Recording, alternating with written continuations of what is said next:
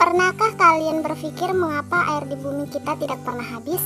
Jika pernah, nah jawabannya karena ada yang namanya siklus hidrologi. Yuk simak pembahasan berikut ini.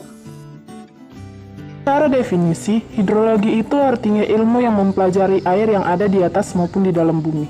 Nah, kalau siklus hidrologi atau siklus air adalah rangkaian atau tahapan yang dilalui oleh air dari bumi ke atmosfer dan kembali lagi ke bumi. Jenis-jenis siklus hidrologi.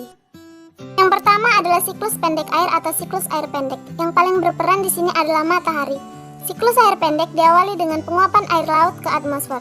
Kemudian, pada ketinggian tertentu, uap air akan mengalami proses kondensasi. Kondensasi adalah perubahan wujud benda menjadi padat atau mengembun. Pada proses kondensasi, uap air berubah menjadi awan.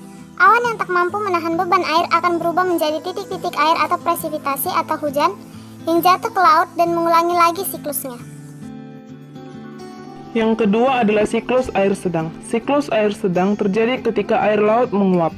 Uap air laut dibawa oleh angin menuju daratan. Di ketinggian tertentu, uap air mengalami proses kondensasi menjadi awan. Awan kemudian menjadi hujan yang akan jatuh di daratan.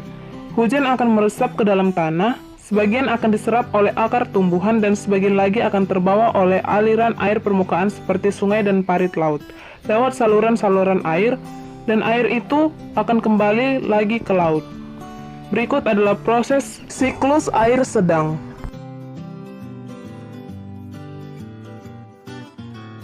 Yang ketiga adalah siklus air panjang. Siklus ini merupakan siklus air yang paling panjang prosesnya. Awalnya sama, air mengalami evaporasi dan kondensasi. Tetapi kali ini hujannya adalah es atau salju. Hal ini karena awan yang ada di atmosfer bergerak ke tempat yang relatif lebih dingin, atau kondisi suhu udara di atmosfer saat itu sedang rendah. Nanti setelah musim semi, salju atau esnya akan mencair, mengalir di permukaan bumi panjang, dan akhirnya sampai ke laut untuk mengulang kembali siklusnya.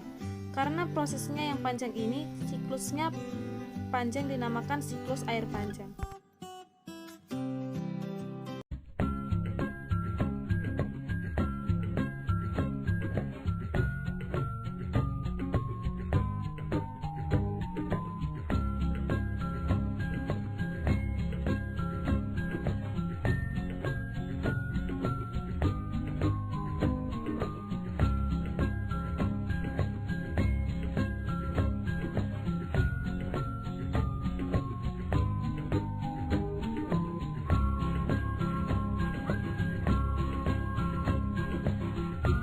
Proses siklus hidrologi ini akan terjadi secara terus-menerus.